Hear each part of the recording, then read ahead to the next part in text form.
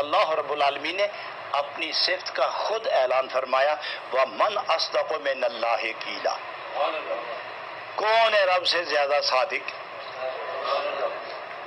صدق کا مالک رب ہے، اور صدق اللہ کی صفت ہے۔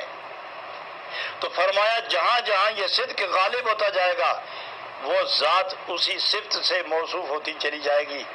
اس لیے انبیاء کی جب بات آئی تھی انہو کان صدیقا نبیّا، یہ صداقت انبیاء کی صفت ہے، اور ہر نبی صدق والا ہے، ہر نبی سچا اور صداقت کے نور سے منور ہے۔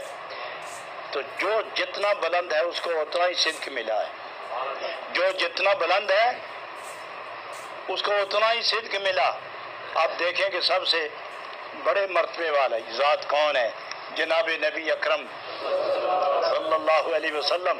تو معلوم ہوا کہ بعد از خدا اگر کوئی ذات ہے تو جناب نبی اکرم ہے۔ تو خدا کی صفت بے انتہا ہے، مگر خدا کے بعد جس کے پاس سب سے زیادہ صدق ہے وہ جناب محمد الرسول اللہ ہے، وہ جناب محمد الرسول اللہ ہے۔ اور جناب محمد الرسول اللہ کے اندر جو صفت ہے، نبی پاک فرماتے ہیں ما صب اللہ فی قلبی صببتہ فی قلب ابی بکر صدیق، جو میرے دل میں خدا نے ڈالا وہ میں نے صدیق کے سینے میں ڈال دیا۔